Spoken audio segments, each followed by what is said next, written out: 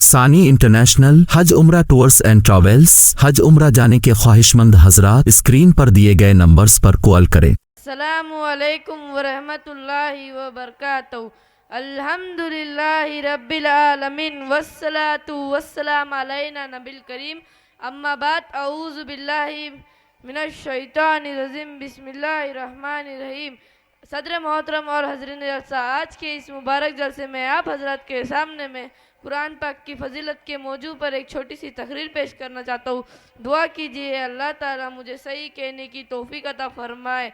किसी शायर ने कुरान पाक के बारे में शायर कहा है कि ज़माना आज भी कुरान ही से फैज़ पाएगा, ज़माना आज भी कुरान ही से फैज़ पाएगा, मिटेंगी जुल्मते शब और सूरज जगमगाएगा। सदर मोहतरम, हमें चढ़ते सूरज की तरह यकीन है कि कुरान पाक का एक एक हुरूफ सच्चा और सही है और इसके सच होने में कोई शक और शुबा नहीं। इसी कुरान पाक के बारे में हुज़ूर सल्लल्लाहु अलैहि वसल्लम ने फरमाया, खैरुकुम मन तअल्लमल कुरान व अल्लमा, कि तुम में से सबसे बेहतर वो है जो कुरान पाक को सीखे और सिखाए। इसीलिए यह कुरान दुनिया की सबसे बड़ी दौलत और नेमत है, सबसे बड़ी दौलत और नेमत है। ज़मीन और आसमान, सूरज और चांद, सितारे और सियारे, कोई भी इस नेमत का मुकाबला नहीं कर सकती।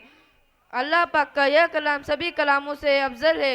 हदीस पाक में आता है कि अल्लाह के कलाम को कलामों पर ऐसी फजीलत है जैसे खुद अल्लाह ताला को अपने मखलूक पर फजीलत हासिल हुई है। इसी तरह एक हदीस पाक में आता है कि जिस शख्स ने कुरान पढ़ा और उस पर अमल किया, उसके वालिदैन को कल क़यामत के दिन सूरज से भी ज़्यादा रोशन ताज पहनाया जाएगा। गौर करने वाली बात है, जब वालिदैन को इतने बड़े नेमतों से नवाजा जाएगा तो फिर जिसने कुरान पढ़ा और उस पर अमल किया, उसका दर्जा और मर्तबा कितना बड़ा होगा।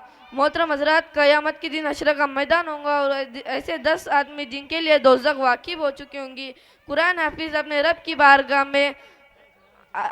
की बारगाह में सिफारिश करेंगे और अल्लाह ताला उनकी सिफारिश कबूल करेगा और वो 10 लोगों के लिए दोज़ख से नजात मिल जाएंगी। लेकिन अफसोस की बात है, हमने कुरान पाक को छोड़ दिया, हमने उसकी पाकीज़ा तालीमात को भुला दिया। नतीजा यह हुआ, हम जलील और रुस्वा हो गए, नाकामी हमारी मुकद्दर बन गई।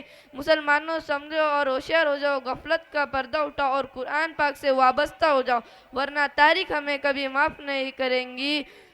खुदा न खास्ता हमने अगर चंद पैसों की लालच में अपने बच्चों को कुरान पाक से दूर रखा और हमारी नज़र आखिरत की नेमतों की वजह इस दुनिया की डिग्रियों पर रही, तो याद रखना हमें खुदा के पास जवाब देना पड़ेगा। इसीलिए हमें चाहिए खुदा भी।